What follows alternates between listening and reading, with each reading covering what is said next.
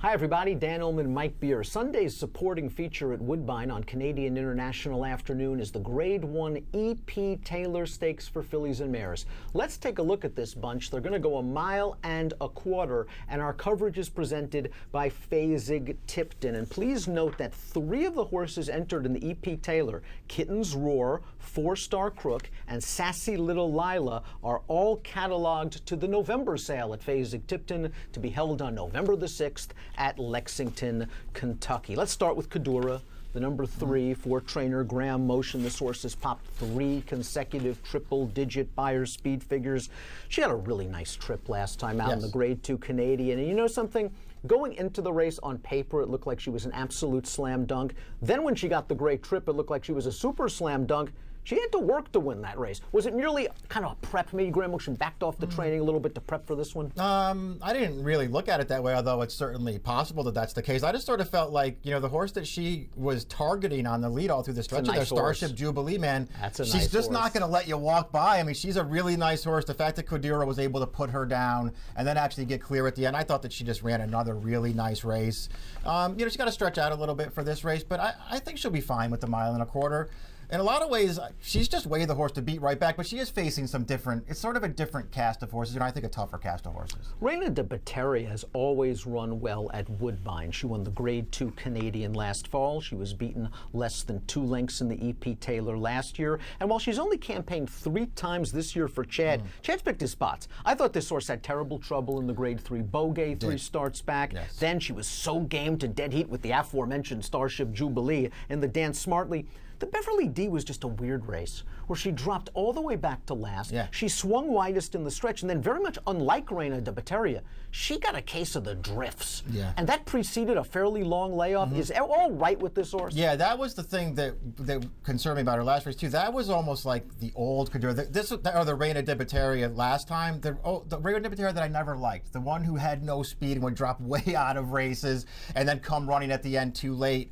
And I don't like that Reina de Bateria. So we'll see if everything's okay with her, because obviously, as you sort of were alluding to, she's got plenty of races that make her really tough in this race. I don't know. I don't love that last race from her. Pace often makes the race. Big mantra in thoroughbred racing. Let's take a look at the Timeform U.S. Pace Projector. We got Sassy Little Lila, the number 5, not surprisingly, out there on the early lead. Can she get the 10? She's done it already, and she did it on the lead early in her career. Personally, I'm not sure she's at her best at 10 furlongs, but she might be able to control this pace. In the Noble Damsel last time out, were you a little bit disappointed in that kind of lack of finish? Yeah, she was second in that race, but sort of, you know, the second almost by default because nobody else really ran in off limits. Who's admittedly gotten very good for Chad Brown, just steamrolled this horse in the stretch. Dan, I liked her a lot as a 3-year-old and was sort of very interested to see what she would do this year. I'm not so sure I think that she's gotten that much better as a 4-year-old. I don't really like any one of her last 3 races. Kitten's Roar, owned by Kenneth and Sarah Ramsey, won the Ramsey Farm last time out at Kentucky Downs, was an odds-on favorite, expected to win, and then got a great ride from Jose Ortiz, where she was a little eager going into the first turn, and Jose then just got her covered up for the backstretch, got her to the outside, and she did the rest. This is a tougher field, although she was far from embarrassed in the Beverly D2 back. Listen, her races in Graded Stakes Company 2, 3, and 4 starts back are all fine. I mean, she didn't get embarrassed in any one of the races. She wasn't good enough to win any of them, but she wasn't embarrassed in them either. All 4-Star Crook has done for Chad is win 9 of 13, 11 of 13 in the exacta. And I think it's more a sign that Chad knows how to place this horse and understands there's a rich New York bred program and we can put her there. And the one time we threw her in a graded stake, they found the right one at Parks, the Penny, where she was able to win with a 99 Beyer speed figure. She's coming off a 98 Beyer win in the Hettinger that looks great on paper. You watch that race. There was just a ridiculous pace up front. And I have to admit, I think at some point at the quarter pole, Javier took one look at what was going on and said, we might be in a little bit of trouble. She isn't picking it up. And then she was able to assert her class and take advantage of an exhausted front runner late. Yeah, best finish in that race, and she got it done. But you're right, the race did set up really, really well for her. I'm not going to knock her, Dan. She's won 9 of her last 10 races. The only race she didn't win in that Yaddo, off a little bit of a break, was the race where she came around wide and Barv Gold got right up the inside on her and kicked home and outfinished her. But she just does nothing but run good races. I don't know that I've ever looked at her as good as she's been and thought, oh yeah, she's going to win a Grade 1 someday. I don't think I've ever thought that, but she's pretty good.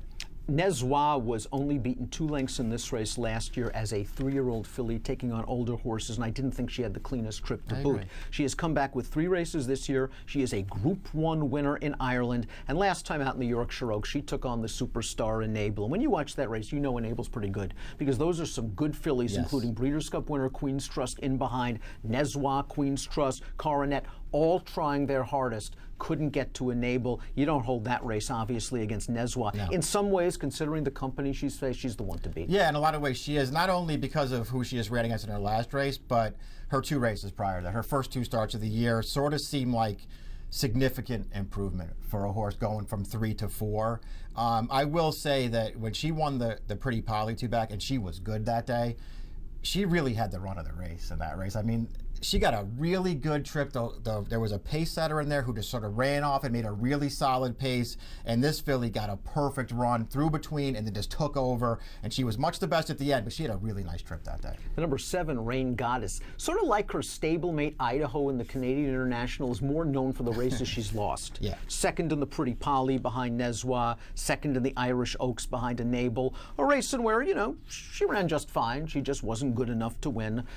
I liked her a little bit in the Beverly D, and I have to admit I was a bit disappointed. I mean, maybe she was too forward, maybe she needs to be covered up and finish. It was nice to see her return to her winning ways in the Snow Fairy, 2 starts back against weaker Group 3 types. Last time out, that Chamarine likes that race. I think she's won the Blandford now 2 years in a row. Rain Goddess, from what I've noticed in Europe, is no star, but she's able to get good trips in her races, and she's got Aidan O'Brien, a superstar trainer, in her corner. Here's the formulator fact for Rain Goddess. Limited data, obviously, for O'Brien in North America, but with Lasix on, off a 31 to 60-day layoff on turf, 25% to 302 ROI. Something tells me that Nezwa's a better horse than Rain Goddess. I kind of need circumstances, maybe from a trip standpoint, to get the jump on her, turning into the stretch to work out. Yeah, we'll see. Maybe that will be all it takes to turn the tables. Ryan but I think, you do got Ryan Moore, so that will go a long way too. But I do think, you know, boy, the Nezwa, when they ran against each other that day, Nezwa was pretty good there. This horse is going to have to really improve to beat her. And I just sort of, you know, just in sort of picking through her races, I don't know, man. There's not many of them that I like all that much. I mean, she's pretty good, obviously, but I don't love them. Even that Sandringham, she was in that Sandringham, the Conte Frontier 1, and a race that just totally fell apart. She was way out of it.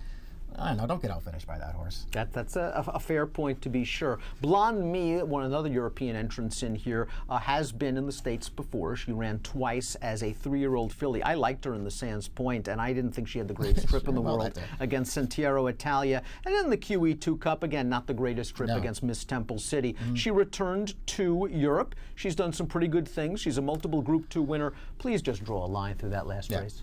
Yeah, put a line through the last race for sure. I don't think she was ever going to be able to beat that field anyway, but she was basically eliminated on the turn of that race. It looked like, I don't know if she took a bad step or if somebody just sort of slammed into her, but she looked like she almost went down there for a stride or two, and that was basically taken out of the race. So put a line through it.